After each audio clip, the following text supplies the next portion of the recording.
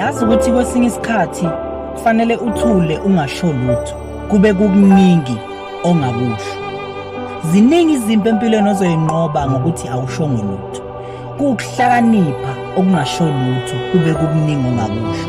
Kukusithanda okungasho lutho, zibe ziningi izinto ongazisho because you are saving your time.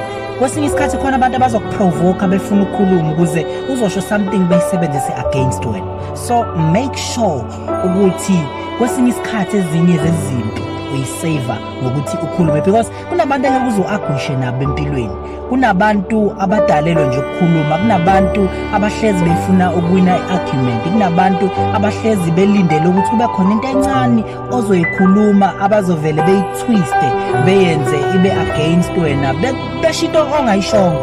Yabona, ugcine usuyibona engazi ukuthi manje nawe u-wrong noma kukhona something wrong oyenzile. Uthola ukuthi akukho okwenzile, maybe ubukade uyi-protector, ubukade uzama ukuthi nawe uyi-defend. So uma yi-defend, the only thing you can do ukuthi uvesane uthule umyeke ekhulume. Yazi ukuthi umuntu uma ekhuluma yedwa noma elindele ukuthi ukhulume wena, bese utholakala ungasho lutho, uvesane umenze ezibone ezilimi. So make sure ukuthi izimo zezimpi uyinqoba ngokungasho lutho.